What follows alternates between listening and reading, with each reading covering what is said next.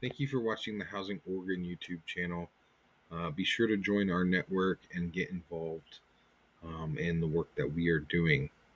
If you can, please like and subscribe. It helps us build this channel, which serves as a platform to communicate with our members.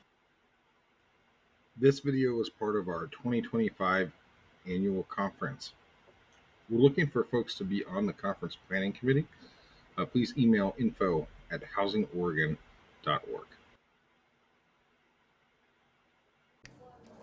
Is there some feedback? How's that?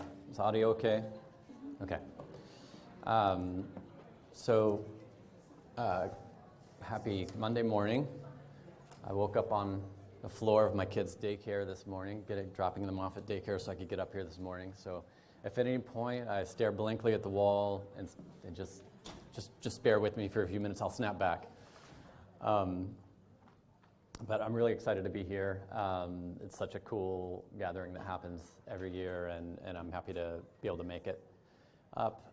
So I'm based in Eugene, Oregon, and I actually used to be an architect with Greenhammer here in Portland for 8 years, and moved down to Eugene, started my own kind of small architecture and development company with the goal of kind of marrying the worlds of sustainability and affordability. So I'm a kind of a small two-person company with looking for niche opportunities to further that mission. And today I'm just going to kind of share the body of work we've done for the last 8 years or so down in Eugene. And yeah, we'll have plenty of time for questions at the end, but if there is something urgent, just feel free to raise your hand. So yeah, my background's in architecture in the world of sustainability, passive house energy efficiency, deep energy efficiency, and I kind of started getting uneasy about how unaffordable that kind of construction is some years ago, and thought, well, if I can get my fingers into the development, maybe I can try and make a way to kind of bring the cost down on this stuff. So as you guys are probably very familiar with, a common experience we have in Eugene is the escalation of home prices in our inner kind of walkable neighborhoods is escalating quite a bit faster than income growth of the people who live there. So we have lots of people moving from out of state, moving into the city and driving up those prices and forcing residents out. And it's really tricky that a lot of long-term residents don't see this trend, right? Because they've been in their house for decades, they plan to be there for decades, they're not keeping track. So it's been interesting having conversations with neighborhoods about this, particularly when we're doing affordable housing within existing neighborhoods, the pushback we get, and then when we have a conversation with people, kind of seeing their eyes open and be like, wow, okay. Through this work, I've kind of come to two conclusions. One is we need more stepping stones to homeownership, and I see that as a really a place where I'm trying to find opportunities as a kind of market rate developer with an appetite for subsidy, should we say, when it comes in unique ways. And then also we need anti-displacement protections. So with that first one, I can build smaller, inherently more affordable homes. I can do them in unique ways as little sixplexes that are not something that's not getting churned out by larger for-profit developers that can kind of fit in these weird lots that come up for sale here and there. And then for the anti-displacement piece, I've really become pretty passionate about permanently affordable housing restrictions that keep homes affordable and even increase their affordability over time. So my first real development project was in Springfield, a sister city to Eugene, and this was completed in 2021. This is pre-middle housing regulations. So we approached the city of Springfield and said, hey, we can do a house on an ADU on this lot. It's a standard 5,000 square foot lot. But what we want to really do is a sixplex, and we want to make 6 individual private suites within this. I partnered with Square One Villages, who, if you don't know, is a nonprofit in Eugene that does affordable housing cooperatives. This was their first such project, and we kind of brought our ideas together over a couple of beers and said, hey, I've got this thing I want to do, and I don't quite know how to do it. And they said, hey, we've got this village cooperative model we've really been wanting to scale. They had done Emerald Village Cooperative at this point, if you're not familiar with that. And they were still kind of honing the cooperative model that they've come to adopt today. So this was a really wonderful and marriage of our kind of aspiring ideas. And so we executed it as a land trust combined with a limited equity cooperative. For those who aren't familiar with cooperatives, it's one of the three forms of home ownership. There's fee simple, which is individual home ownership on your own lot. There's condominiums, and then there's cooperatives. So there's a lot of confusion about cooperatives because there's so much social connotation of what a cooperative is. But at its heart, a cooperative as a legal entity is really just a form of home ownership akin to owning shares in an LLC. So the cooperative owns the structures here in this case and leases the land from the CLT, and each resident is a shareholder of that, an equal part shareholder of the cooperative. So they have to commonly manage it just like any board would manage any kind of an organization. Obviously, there's lots of wonderful social kind of add-ons, you could say, to this model as a movement, which is has a very long and rich history. But at its heart, that's what a co-op is. The challenges in Oregon is that nobody's ever heard of a cooperative here, or at least certainly hadn't in 2021. And so when you go to talk to a banker or other finance outfits about it, they kind of have no idea how to even talk to you. So there was a lot to be learned here. At the end, we were able to do this for the 60% AMI with subsidy. But of note here that even if we had not received the subsidy on this one, we could hit the 120% AMI mark. And that's what I'm really, as a for-profit developer, trying to do the middle income affordability. That's what's really intriguing to me. A quick overview of the project. I could have developed this as a house in ADU, sold it to a single owner for $600,000. I could divide it in two somehow and sold two homes for around $300,000, or we create 6 parcels of home ownership and sell them each for $100,000, and that's essentially what we did. The actual share, kind of the down payment, if you will, which is called a share purchase price for the co-ops co-op owners was about $10,000, I believe.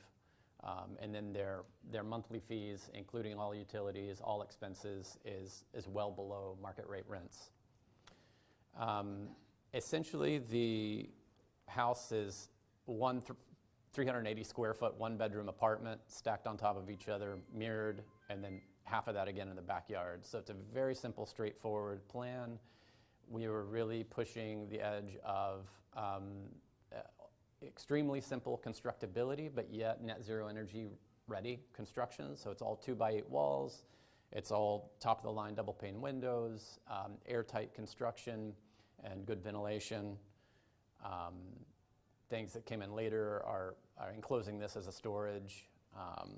There's an amazing YouTube video actually out there right now that just came out a few weeks ago of independently, some videographers came through and interviewed these folks, and every square inch of this is now a really lush garden space, which has been incredible to see. It's something I wasn't sure about. How that would, how it would be lived. How is it really going to work for 6 independent owners to co-manage this thing? It's not a small ask, So again, we did create permanently affordable homeownership through the limited equity cooperative with the community land trust, a $10,000 purchase price, and when we started, the total monthly costs were around $790 a month, which is hitting that 60% AMI mark. It's sustainable in many ways. It was all local social impact investors for the construction loan. So I just went around to people, told them my harebrained idea, and took their money. Still paying them back in a good way. We actually needed to do a weird gap loan just to get across the line. So we did a 10-year gap loan, and we're about halfway through that 10-year period and haven't missed a payment. And then we did have Summit Bank partner as for the permanent financing, which was really cool because again, they're taking a risk. They're a local Eugene bank, and they'd never heard of a co-op before, so it was really amazing that they were willing to kind of climb that learning curve with us. As I mentioned, net zero energy ready construction. It's a 10-minute walk to downtown Springfield, a wonderful location that, any other affordable housing within a mile radius is, a tall 3-story, kind of what you would expect, rental affordable housing on a busy street. So it was really special to be able to create this integrated in with the neighborhood and at a scale that feels natural to the neighborhood despite the density being, a good 5 times what the legal density maximum is. I love to point that out. And invested neighbors through that owner occupancy piece. So compared to typical affordable rental housing at that time, about half the development costs and only about 10% of the subsidy was needed, about $20,000 per suite. A part of that is that we all had a bare minimum profit margin on this. We ate our profit to see if we could make it work, but it has been proven to be replicable, so that's been cool to see. And at the end of the day, stability that we've created for the homeowners that live there is pretty amazing. So it's been occupied now for about, 4 years or so. We've had only 2 turnovers, one resident who actually kind of upgraded to the next village that we built, Peace Village, and then another who passed away. Again, there's a great YouTube video. I wish I had time to put a link in here, but if you're curious to see how this is actually living, there's a really great YouTube video. If you Google C Street Co-op Springfield, you'll find it. I did partner with Eco Northwest to write a white paper following this work, Affordable Middle Housing Co-ops, to try and identify some of the both barriers and opportunities with this kind of a model. Also featured in this is the Blair Street Co-op in Eugene, which is maybe Oregon's second co-op. There's another for-profit co-op from the 50s in Portland. But this is kind of the first affordable housing cooperative that was just built from a totally grassroots and serious grassroots effort. But it's still thriving in Eugene. It is still by far the cheapest ownership units you can find, and they don't turn over very quickly. So it's got a proven history. What are the lessons from that history we can apply today? And then Square One did scale up and developed Peace Village, 70 units of cooperative-owned housing, 60% AMI on a church site. It was a big multi-acre church site where the congregation had kind of dwindled. And they bought the land. I served as the architect on this one, and Square One, again, developed using, it was a unique funding source. It was not standard tax credits. Don't ask me too many questions about that because I'm going to apologize in advance. I don't know exactly, but I do know recent state law changes have allowed them to more effectively get that precious affordable housing subsidy. So, and then we're about to break ground on a second 52-unit co-op village in Eugene. Again, 60% AMI, and we're actually already in schematic design on a third.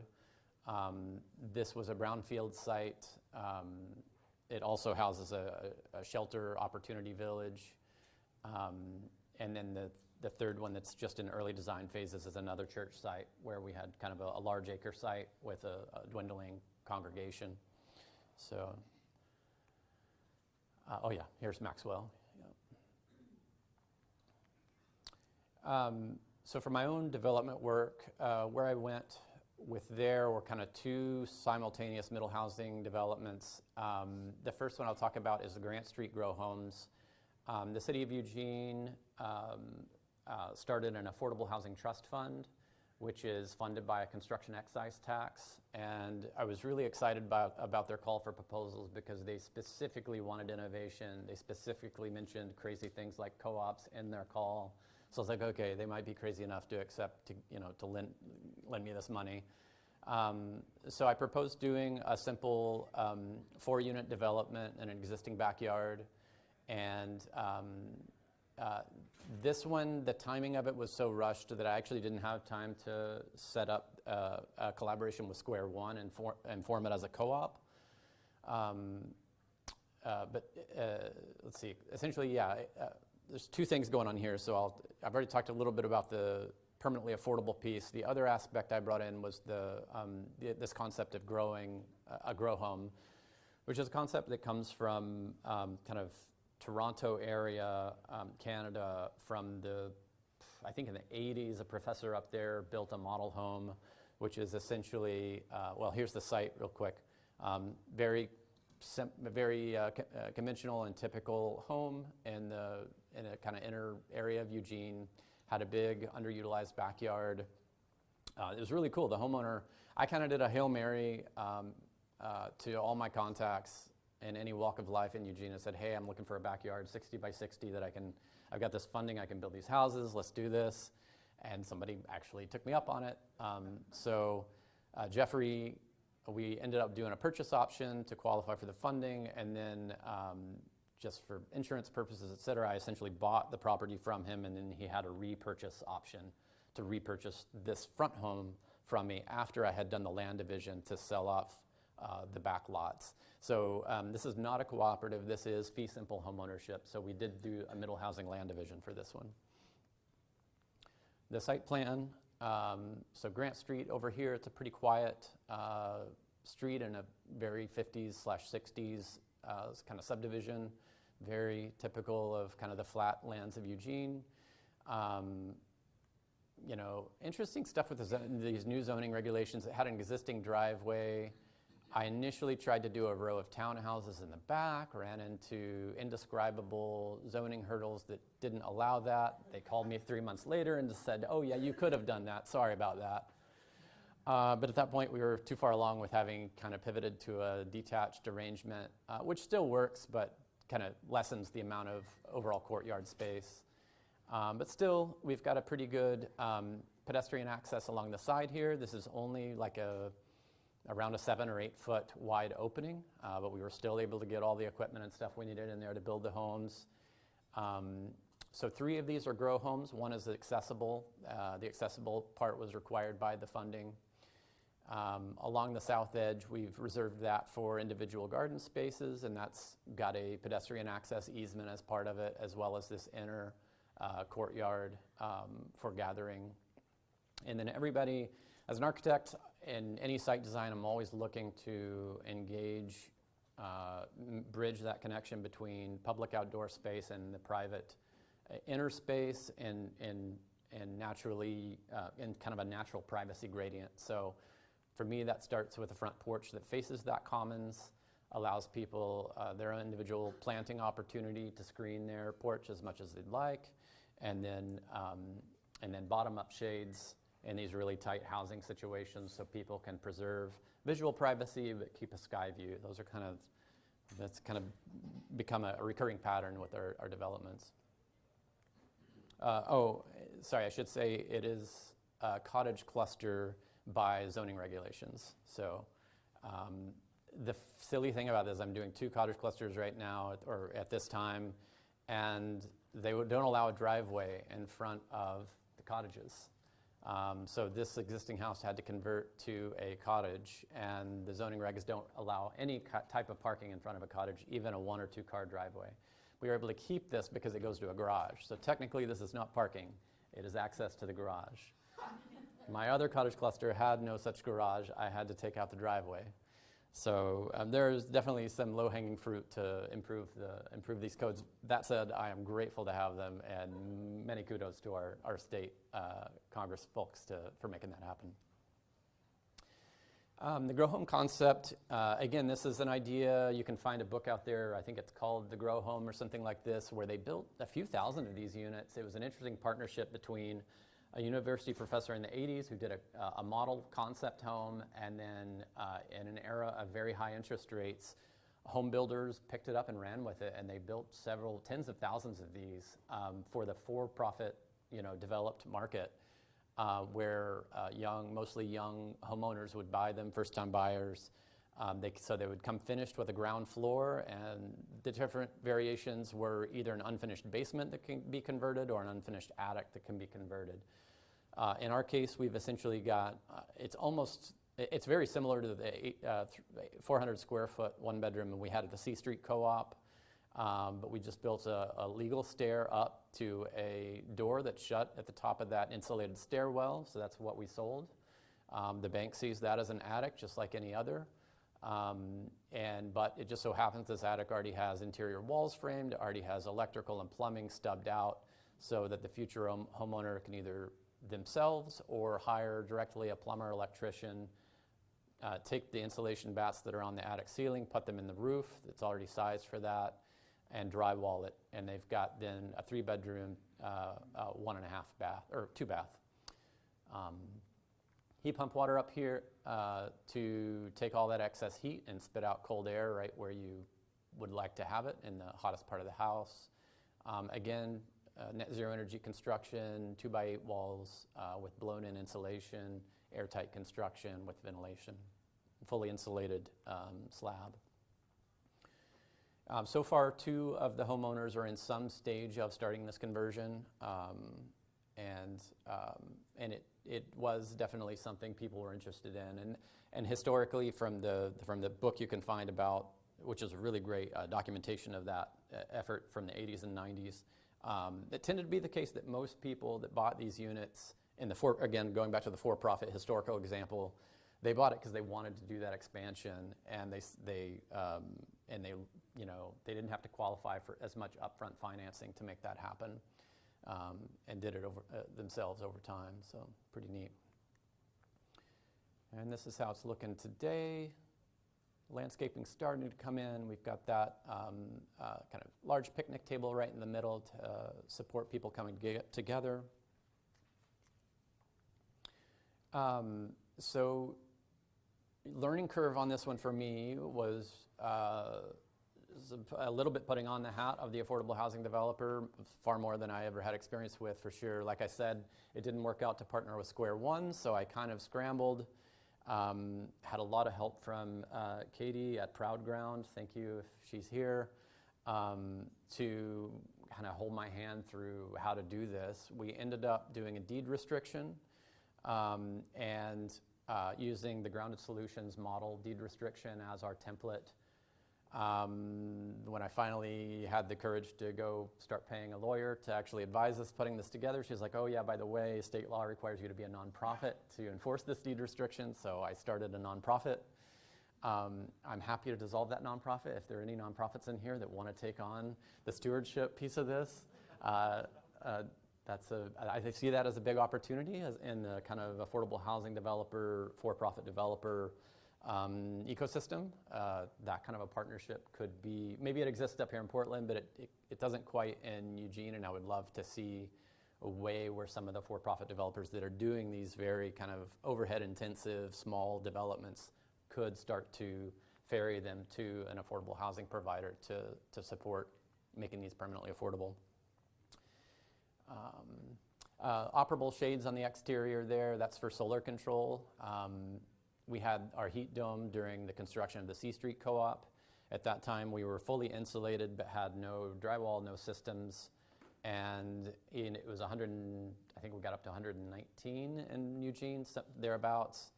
Inside, it stayed below 85. That's just with insulation and blocking the sun. Yeah, it was pretty cool. Yeah, so here's the basic floor plan. Front porch with some storage that you can fit a bike in, come in, living room. Kitchen is tucked under the stair in this case, fridge on this side. Little bathroom with no sink, so it's just a 4-foot tub, toilet, and then the sink's out here. Pretty tight bedroom, but you can still fit a queen in it comfortably, and a decent closet. And then more closet space under the stair. And then as you come up, again, just a door up here with an insulated hatch, or insulated kind of stairwell. And then that can be converted to 2 bedrooms and a bathroom with a stacked washer dryer, pretty good storage up here as well, and then a storage loft above this middle, the core there with the heat pump water heater and other storage space. kind of conventional attic storage. So as a strategy, it's, again, I find this compelling both for when you have a small bite-sized chunk of subsidy. Maybe it's not going to take you all the way, but it can get you part of the way there. I also see this as an opportunity for an unsubsidized project where we can deliver these, again, because it's just such small square footage, we can make the upfront costs low enough to do a very moderate level of income restriction on or resale restriction to make it kind of permanently middle income affordable is also an opportunity I see here for my future work. But the estimated sales price with the subsidy was about $115,000 per house. Without the subsidy, it would have been about $210,000. I still think that's very marketable. Had that subsidy magically dissolved, I would have had confidence moving forward with the project and been able to just sell units at $210,000. And again, hopefully maybe that would still be palatable to buyers at that point to put in a small resale restriction to just moderately restrict resale price over time. If you've not seen graphs, I don't think I have one in this presentation, but you can institute a resale restriction that's going to feel very minimal today in kind of the short-term 5-year range, but you fast forward 20 years, given the home value appreciation we've historically had, and all of a sudden that becomes a seriously valuable community asset to have in 20 years. So, can we find free ways, relatively cheap or even free ways to do that? I'm really excited about that. Had we gone ahead and developed it as a 2 or 3 bedroom home, doubling that square footage, with the subsidy, the price would be about $220,000, $317,000 without subsidy. That's pretty standard market rate construction there. But the difference in mortgage payment with utilities is that difference between 60% AMI and 97% AMI. So it is quite a difference in terms of the upfront cost for being able to just the grow home concept without the affordability layer. Yeah. So when you talk about a sales restriction, wouldn't that hamper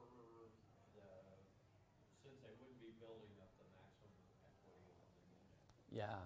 If they were to move, that would put them in a disadvantage to move and buy into another community. That's right. Yeah.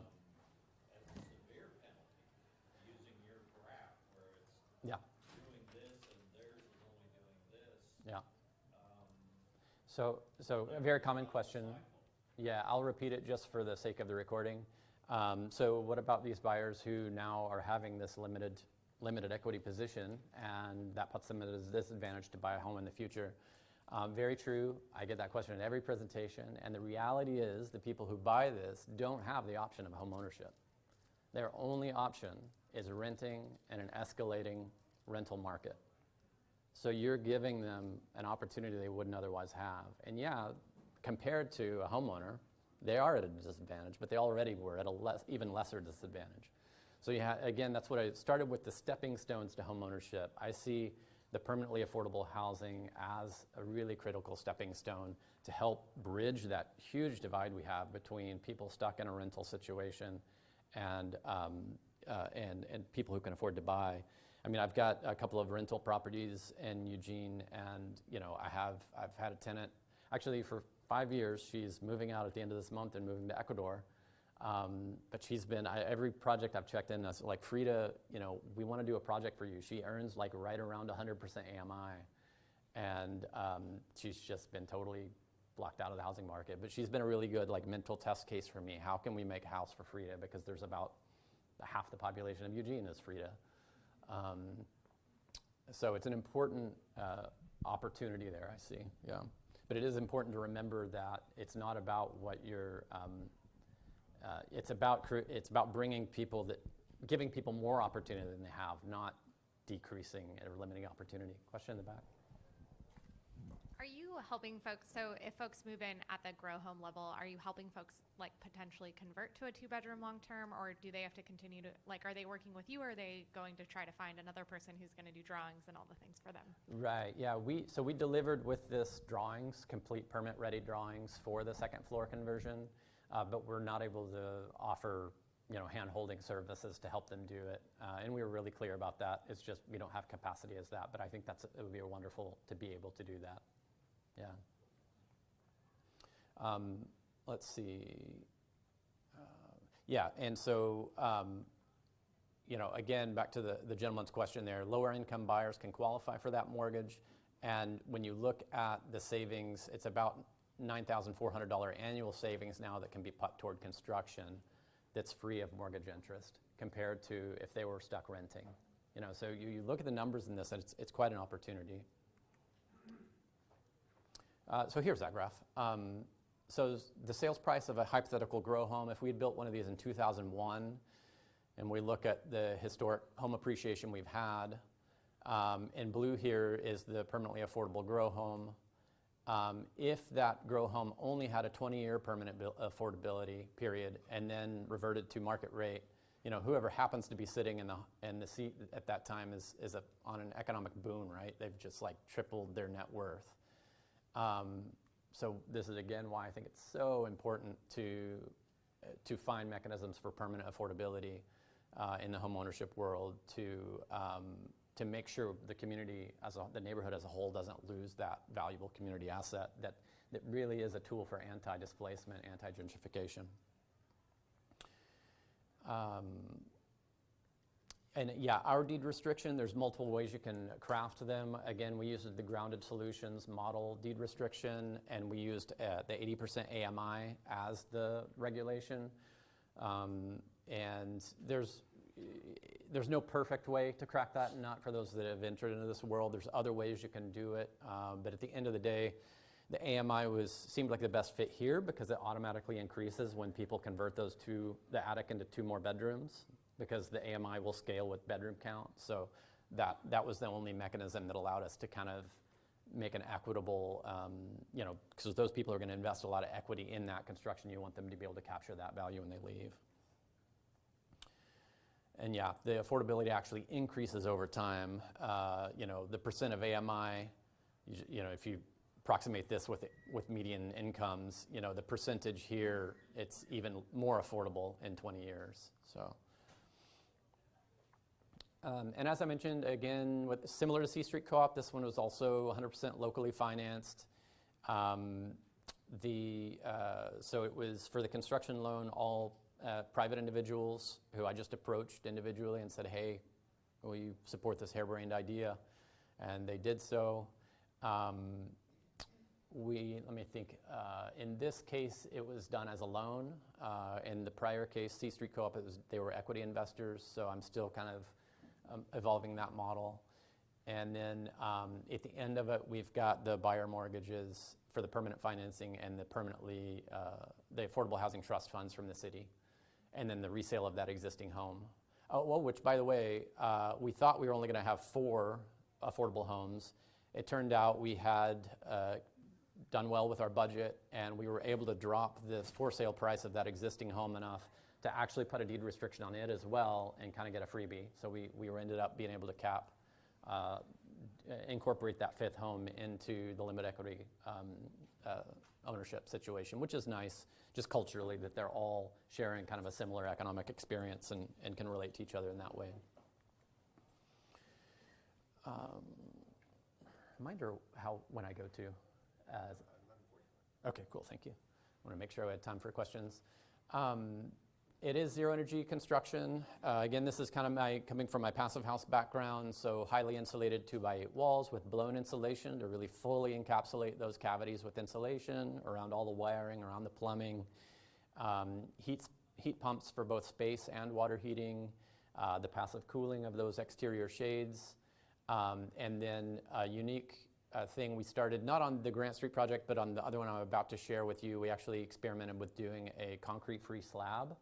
So Josh Salinger, a local builder with Bird's Mouth Construction, has a great, some online tutorials about this that came to my attention. And so essentially what you do is 6 inches of compacted gravel that is a specific specification to stop capillary rise. So that's your first moisture break. Then you've got this very hefty 12 mil plastic barrier, vapor barrier. And then you've got 4 inches of continuous insulation that wrap up along the edges. And then, so you've essentially created this insulated, airtight, moisture-tight bathtub, and then you float 2 layers of plywood on top of that as your floating subfloor. Why are we doing such a crazy thing? Because it cut the embodied carbon footprint of this house by about half.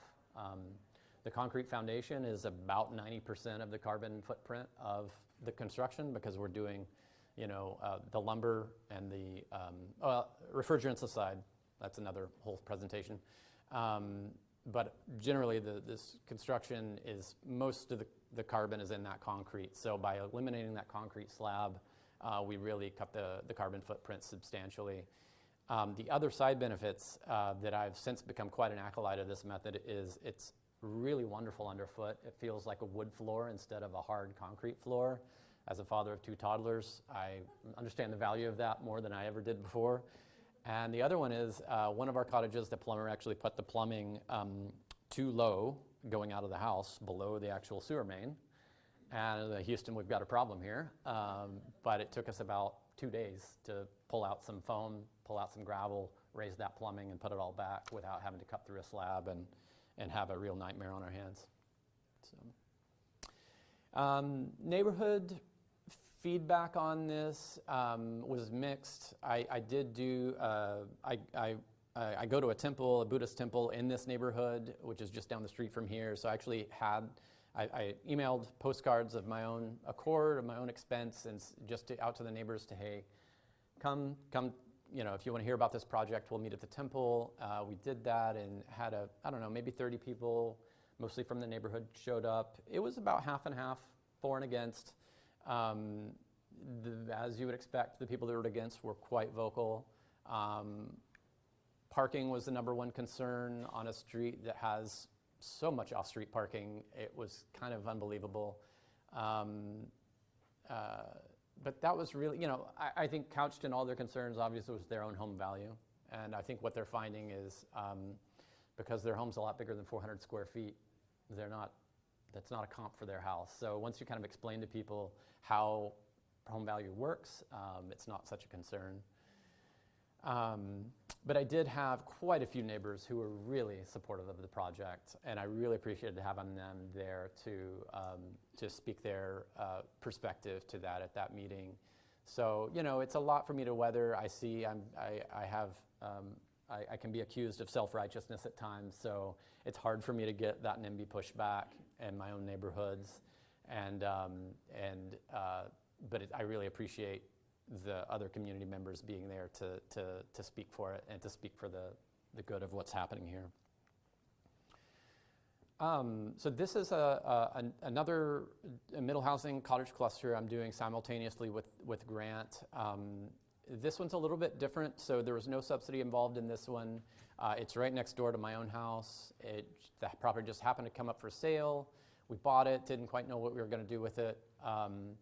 But I knew, overall what my mission is to try and basically prove, I wanted to give Karin Knudsen, our dear mayor, who was really instrumental with the middle housing regulations, I wanted to give her a good example that she could point to of what middle housing can be. So that was a big part of the goal as well. This is in the College Hill neighborhood. It's a relatively high-income neighborhood in South Eugene, 5-minute bike ride from downtown. And on this lot before, so the walkable urban homeownership access was a really big piece for me, as well as, again, that net zero into construction. On the site was a 3-bedroom 1950s ranch, and I really wanted to take it down.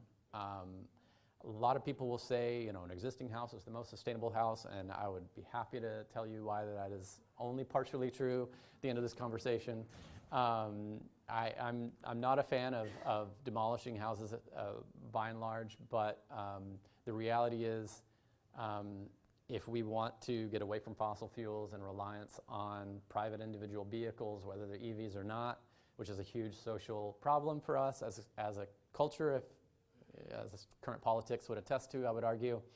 I really think it's important we take down these single-family detached and or convert them to more dense forms of housing. We need more people living closer together to heal our society. I'll get off my soapbox there. In order to tear down that, I think we paid around $440,000 for that house, The day we tore that down, we burned a big pile of $400,000. So that was really a big risk for me. I'm using my parents and my in-laws' money for this. This is all financed by friends and family.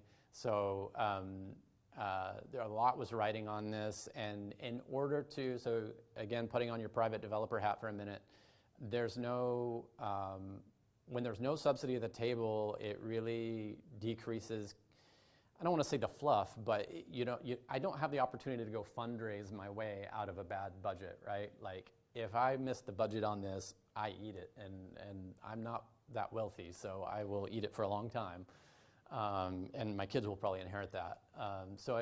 In order to not eat it on this one, I really had to maximize density. I had to maximize and what we ended up selling all these units for, in order to overcome that 400,000 loss I was starting with. The only way I was able to do that was, thankfully, the cottage cluster zoning, doing a series of one-bedroom houses for sale, and then in the back we have a two-bedroom that functions as a duplex, similar to the C Street Co-op. It's got two private suites within it that we're holding on to. One is a guest cottage for our own friends and family that we also do as a short-term rental, and then upstairs is a long-term rental.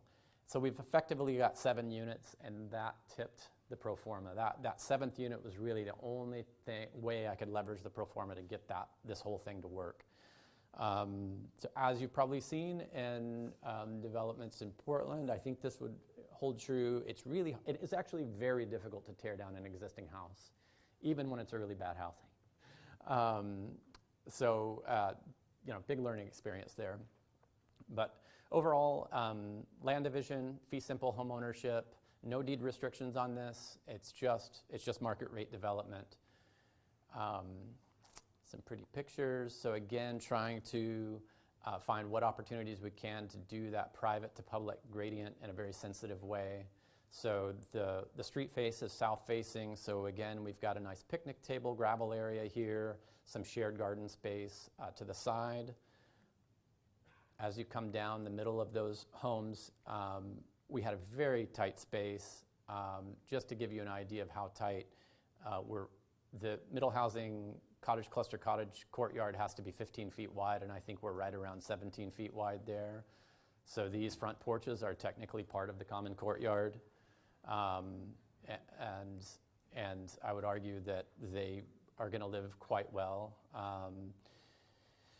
So can't fit an entire private porch or front porch out here, but we did do a simple timber bench with some screening to try and help create a semi-private space where somebody could comfortably hang out, sip a cup of coffee, not be compelled to talk to their neighbors, but have the opportunity to talk to the neighbors. That's kind of the sweet spot I'm always looking for.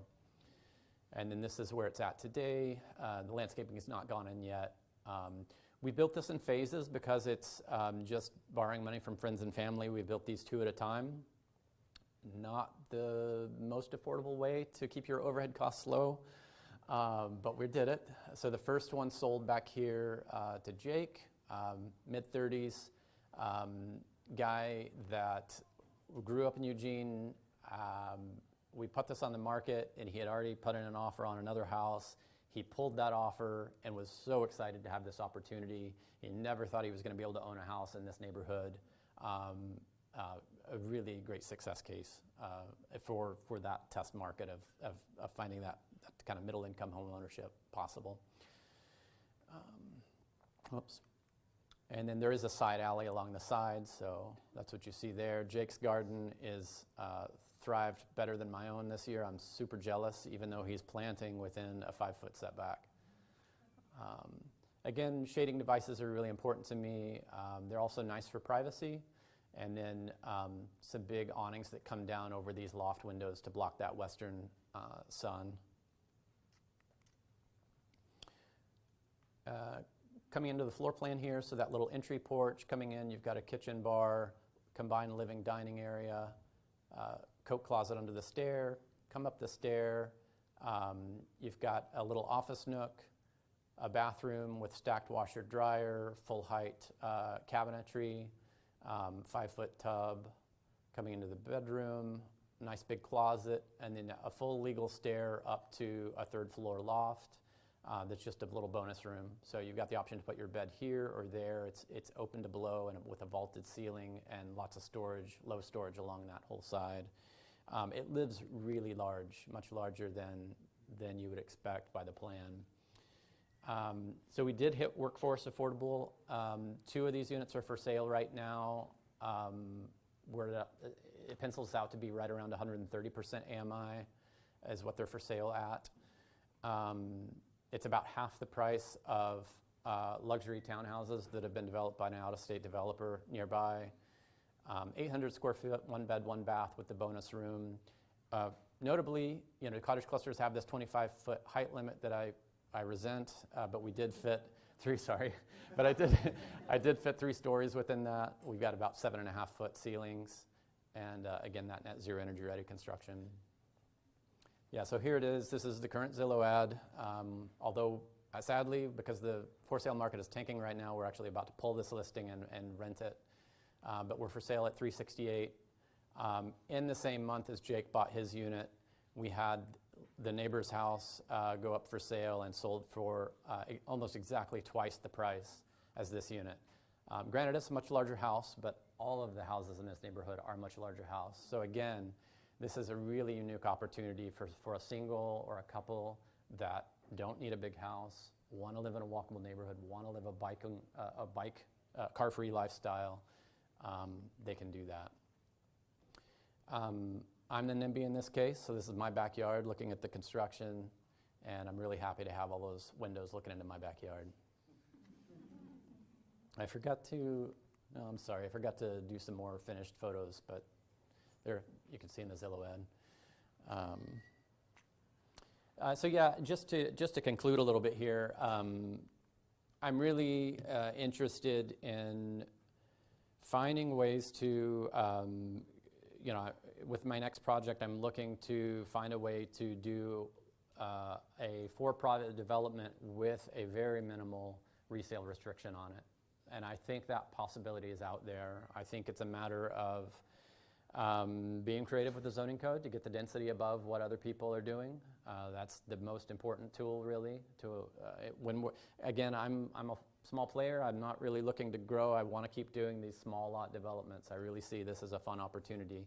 And I think there's a really great opportunity also for larger affordable housing developers to partner with the for-profit world in doing this work. I know it doesn't pencil for large tax credits and things like that, but there are starting to be, and I think there will be more kind of local affordable housing pockets of funds. And so can we find opportunities in these ways? I don't hear a lot of conversations within the Eugene government and doing that work. So I'm trying to trying to preach that gospel and see if we can find a way, because I do see the inherent value in having people that live in these inner walkable neighborhoods. They achieve home ownership that they wouldn't think possible, and they're integrated into the neighborhood. They're not in a more standard affordable rental housing project, which is great. We need those for sure. But let's do both and, let's find ways to create opportunities in these inner neighborhoods. So thank you very much. Yeah, we'll have time. I think we've got a mic for questions. Yes, so we have about 22 minutes for questions, and if you could raise your hand if you want to ask a question, I'll bring the mic to you. If you had to wave a magic wand, or could wave a magic wand, given what you've learned and the building code and the benefits and the challenges, what would be your magic wand model to build out of what you've done? Cottage versus co-op versus. Sure. Yeah. The next project I want to do is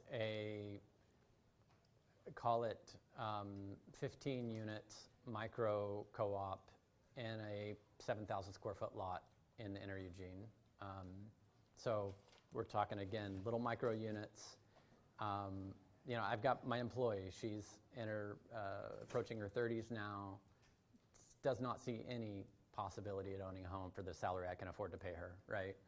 and I want to find a way to get her a foot in the door of homeownership, because as soon as you get that foot in the door, you're no longer a victim of escalating rents, and it just completely changes your economic prospect, at least if you're planning to be in that community for a long time. Certainly if you don't know where you want to live yet permanently, if you're still figuring out where your city is, that's a different demographic. But for someone who knows they want to stay in that town, I see these small unit co-ops, whether co-ops or fee simple, but probably co-op, because at some point you got to start stacking units. As soon as you do that, your only ownership options are condo or co-op. I haven't written off condo. I'm really grateful the state recently tweaked some condo law that I'm hoping will ease that. I'm a little gun shy of it for someone who already pays $15,000 a year for insurance, and maybe that sounds cheap if you're a big institution, but for a single person business, that's a big insurance premium. So yeah, that's what I'm looking for. City of Eugene is actually, I just was in a meeting this week to look at doing a micro village, for adding kind of another silo of middle housing of a micro village, and I was really trying to encourage them, hey, don't just look at these big sites like the larger co-ops I showed you that I partnered with Square One on.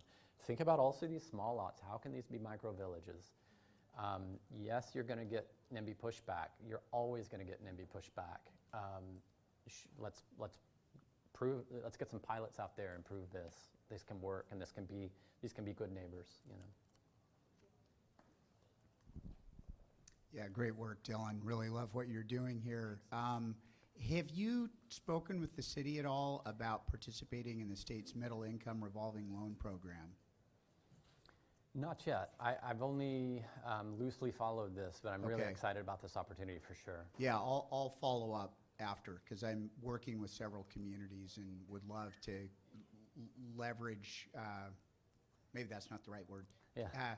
Encourage Eugene Yeah. to participate. So thank you. Cool. Yeah, I know they're talking about a revolving loan fund, and I do think that's important, especially the co-op model is really difficult to finance on the private side, right? Because no banks have ever heard of it. You can't know that your buyer is going to be able to go get a loan to buy that share. At the C Street Co-op, we had the subsidy that was able to bring that share price down to $10,000, and then Square One actually did kind of individual loans to buyers who couldn't quite make that $10,000 upfront cost. But on the private market, if I'm trying to do a co-op that's middle income, affordable, unsubsidized, I need somebody to be able to buy in for maybe $50,000 or whatever, and so if there's not a bank out there that I know buyers are going to be able to go to get that loan, something like the revolving loan fund, if it allows for a longer term and a good interest rate, I think that could be a huge opportunity to all of a sudden flip the script, and all of a sudden we could develop these like gangbusters. Yeah. Because financing is the weak link right now. Zoning is largely, it's better. It's certainly not solved by any means. Building code doesn't have that. Building code is workable, but it's the zoning and financing are the biggest, and financing right now is definitely the biggest hurdle. Hi, Dylan. Thank you. This is fantastic work. Thanks. As a private developer as well, I want to commend you for taking the risk. Thanks. These are fee simple owned, not condos financeable, right? The last two I presented, Grant Street Grow Homes and College Hill, are fee simple. Really? The other two are co-ops. Yeah. And how did you work the bank financing? Was that difficult, or was that, because I'm running into the same problem with financing as well, and I'd love to hear Yeah. your experience on that. Yeah, with Grant Street, which had the subsidy and the limited equity deed restriction, that was scary for me because I was entering a universe I knew nothing about. So I leaned heavily on Banner Bank in Eugene, the mortgage lender, as well as Dev Northwest. Props to them for their help. Sorry I didn't mention that before. They were really huge in helping me navigate that terrain. They ended up accepting applications and finding the buyers for that. Although at the end of the day, it was just a little too tangential to their core work, so they weren't willing to incorporate it into their CLT, for example. So that's why I ended up doing my own deed restriction, and making my own nonprofit, which I have no interest in keeping. Again, if there's anybody out there that wants my homes, please, let's talk. Yeah, I forget what I was going to say. Oh, were there difficulties? With Grant Street, the mortgage lenders Pretty much to them, it was like any CLT home, and thankfully, they've got enough experience through Dev Northwest's work and now Square One's work in Eugene that was not that scary for them. They certainly had to review the model deed restriction for the first time, and I was kind of terrified at times. They were going to find some red flag and all of a sudden pull financing. Thankfully, they didn't, and it was all fine. And then, so yeah, now that it's done, I would say it's relatively easy. Yeah. Can I ask a follow-up question? So with some of our projects, we have a 3% appreciation lock, so it doesn't like buy people out. Do you have any affordability components within your community that that minimizes the appreciation growth so that other people 5, 10, 25 years from now can also get into the affordability? Yeah, yeah. So the Grant Street Grow Homes has that deed restriction is an 80% AMI deed restriction. So those buyers can never sell to somebody higher than 80% AMI. And it's got some other mechanisms in there as well, things like owner occupancy up to a certain point. You can pass it on to your kids. You know, it's a pretty well thought out, through Grounded Solutions work, it's a pretty well thought out deed restriction. But yeah, the C Street Co-op was a flat 3% max resale rate. This one we tied it to AMI because of the possibility of adding bedrooms to allow for that to happen. So hello. Yeah. One of the things that we've discovered at our house for affordability is solar panels.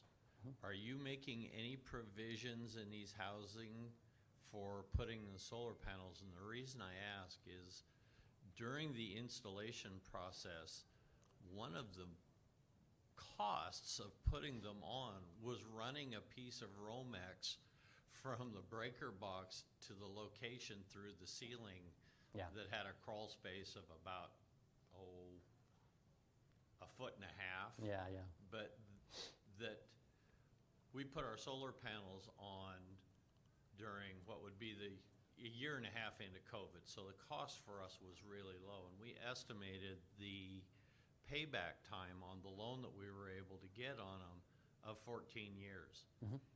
PGE has reduced that payback time to 6. Awesome. We've had them now for almost 4 years. Mm-hmm.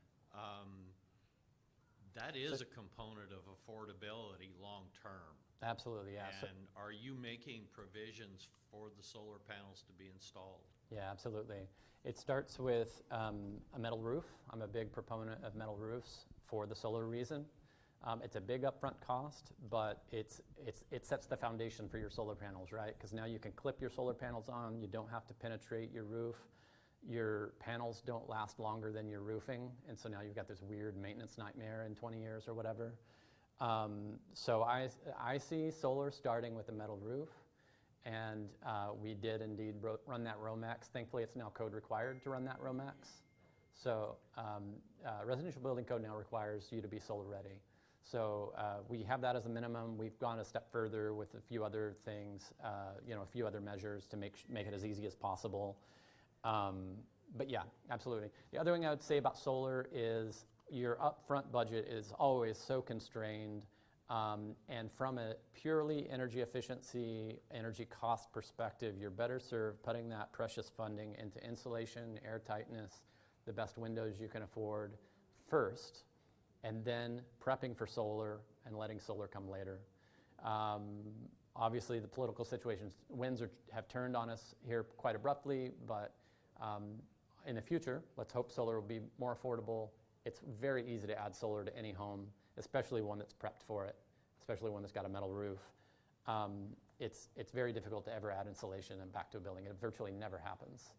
So you've got this huge opportunity when you build construction to make it as energy efficient as possible, and that home is going to inherit your decision you made on that front for 100 years.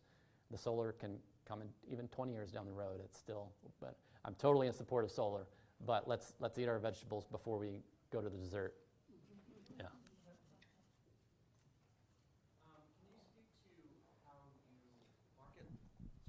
Can you speak to how you put out the word about these properties, how you find your buyers, just any information on that?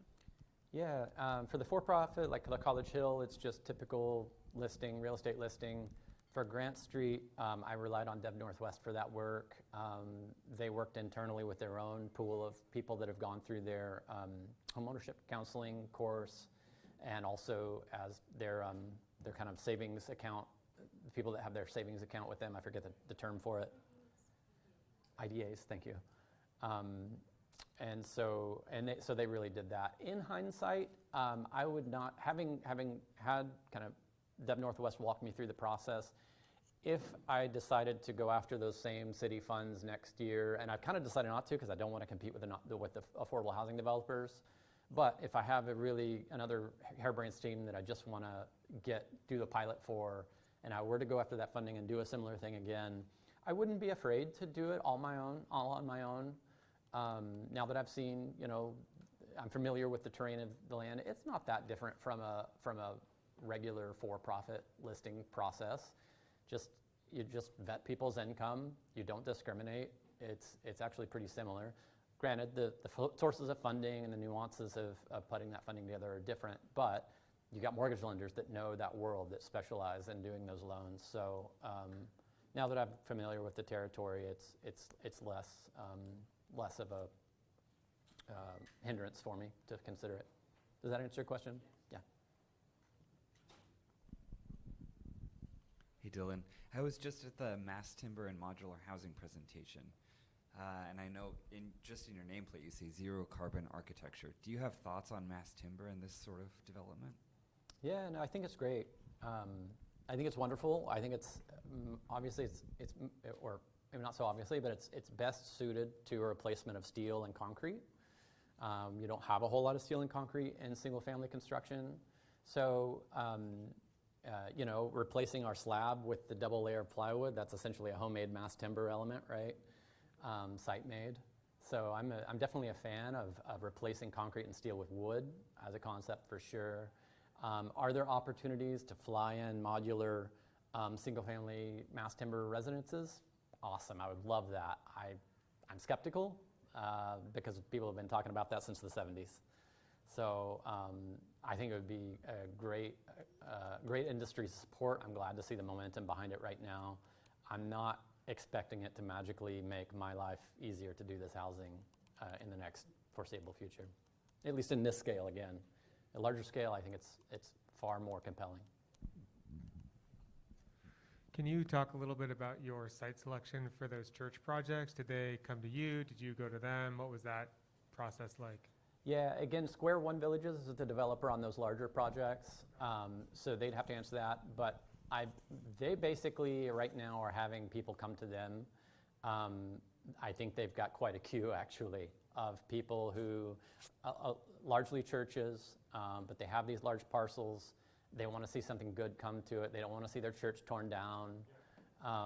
And so, yeah, that's proving to be quite a model right now. Actually, I was just at their fundraising event yesterday evening, and the church, someone from their church congregation for the Maxwell Village spoke and just praised how nice it was for them as a dwindling congregation to realize they had a good steward for their property, that even though their kind of faith organization was kind of falling by the wayside, they were still going to see part of their mission kind of move forward through Square One.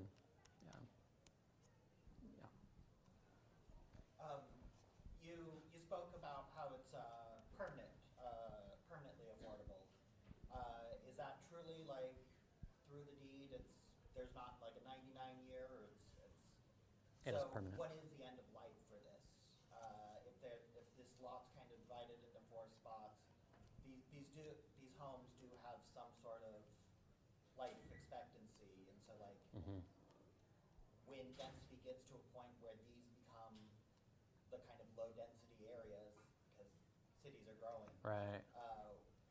How do you put the pieces back together? Yeah, that's a great question.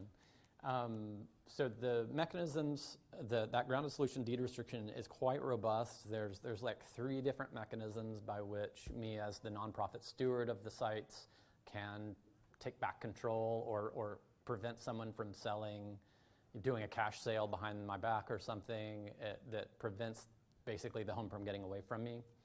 and me being not able to enforce that deed restriction. So that was really great. That was quite an education in understanding that document. But yeah, end of life, who knows? I mean, probably what would happen is the nonprofit steward would buy the home because you have a right to repurchase at every time of sale. So probably you would find funding for your next development. Let's say it's time to develop this into an 8-story affordable housing complex or whatever. You would have the right to repurchase the properties from people and then redevelop. Yeah. So basically the steward, the nonprofit steward always has some mechanism by which to take a major step like that.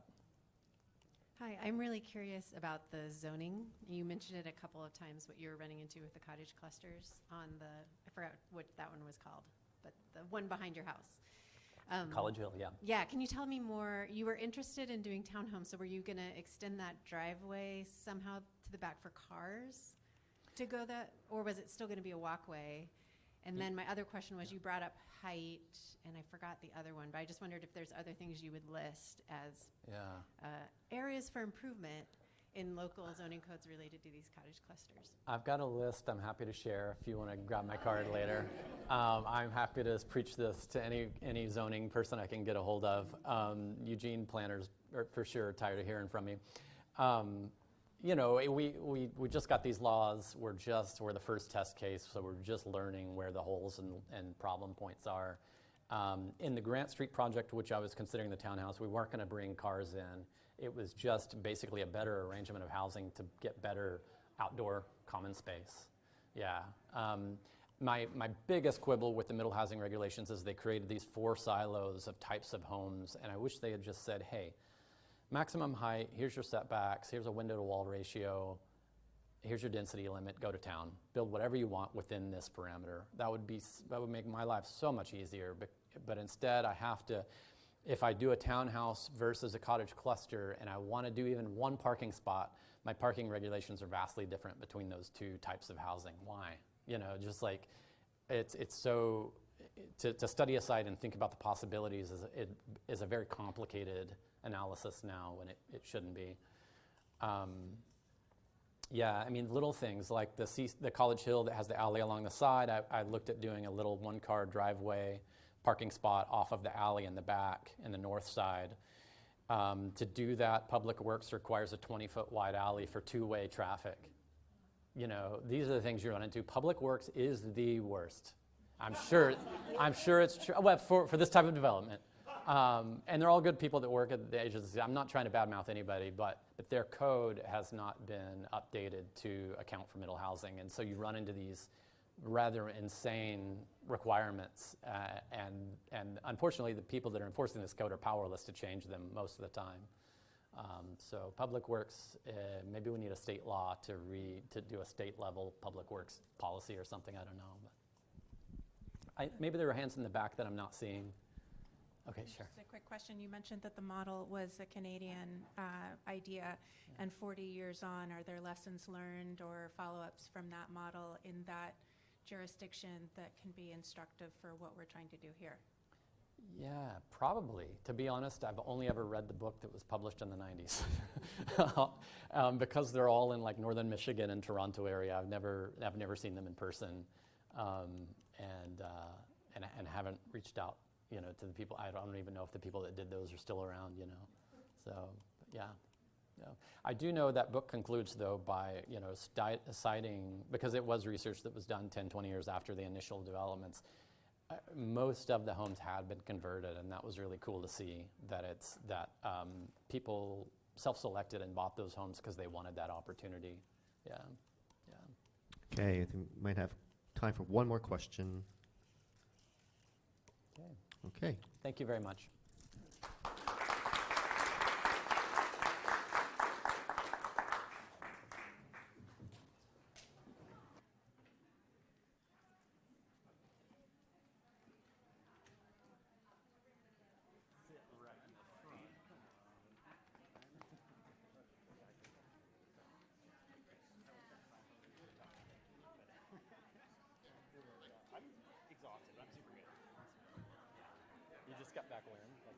Saturday night.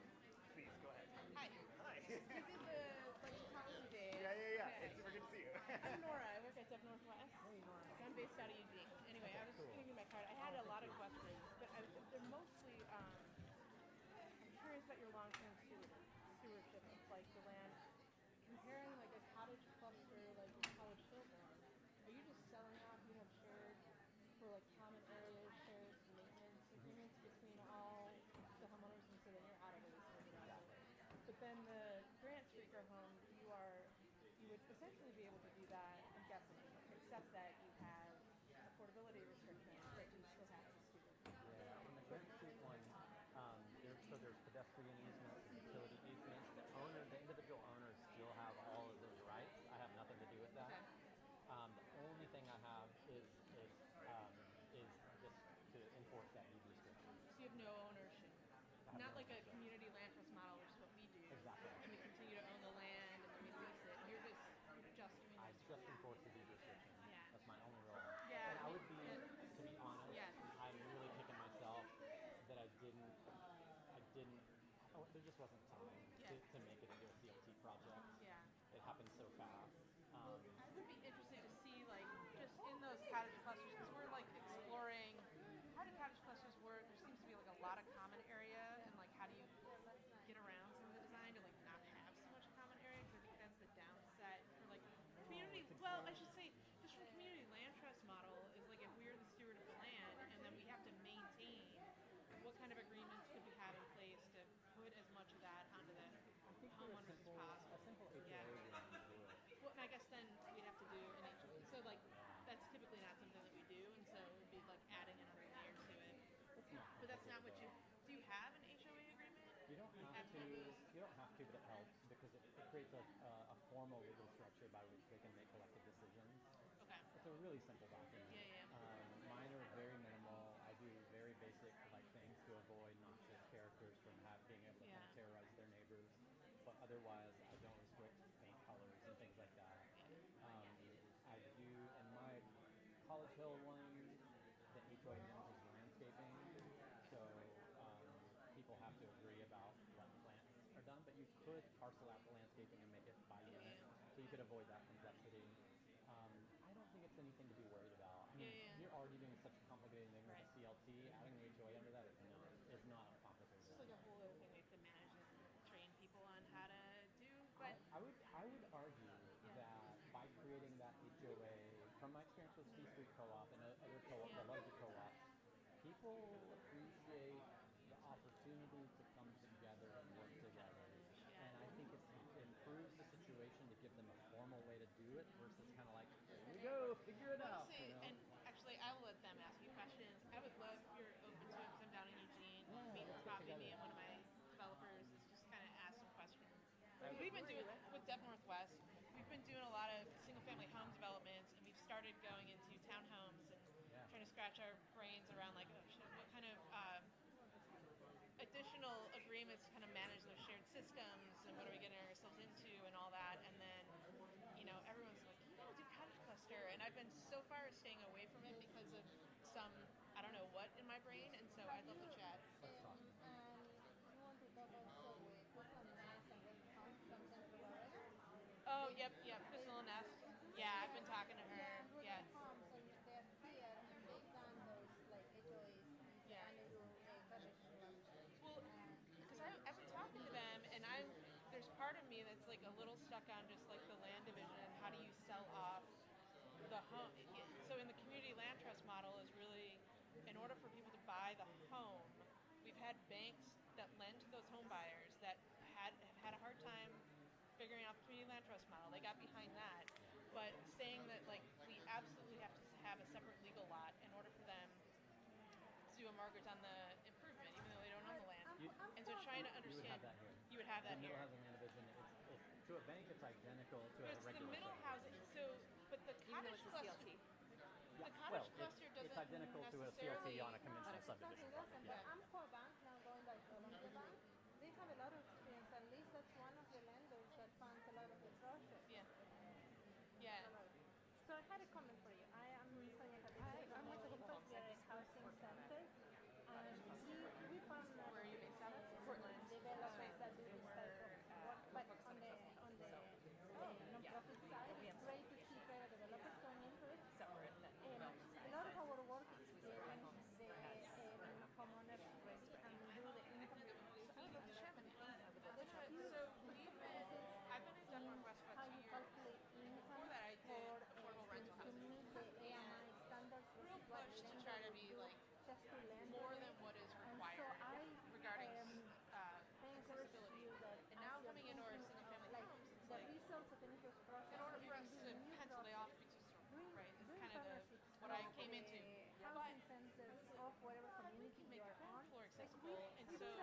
think that's what we've switched over the last year and a half that I've been there is new projects. It's like having at least the ground floor fully accessible with a bedroom, bathroom, laundry, kitchen, and all that. Some units we can't get a bedroom in there, but we've made the stairs up a little wider to make room for if someone had a lift that they would still have accessibility. Like an accessible chair, like could go up and down the stairs in accessible spaces. We also do things like considering stacking closets, so that if somebody wants to put in a lift after like a stilt slip, which is only like 3 by 4 footprint, That's you say, well, the next time I would do it. And I was that's interesting. I would love to chat because everybody's Hardest thing great now and that's helpful. is for Dev Northwest. I feel like I was Yeah. like their lowest priority. Like they had their own work they were Well, it's funny. It's like, and it's not that they I didn't went want to to do a good some job. like, It's just their capacity, and so maybe the like speak to different DEI departments on trainings what that they were whatever, and they were talking about like implicit bias and all that stuff. And it was like in that moment that it was like, I know this is all about race, but like one of the things that stood out for me, it was like, I've always poo-pooed the cabinets above the refrigerator. I'm like, cut them. It's the first thing I cut when I'm doing BE stuff, because I'm like, no one uses those anyway. And one of my project developers that works under me now is 6'6", and he's like, ooh, that's my favorite cabinet because that's where I put all my stuff no one else can reach. But no, it's really interesting. But yeah, I'd love to, we've had conversations with people who are, part of what we're trying to do is like match, the hardest part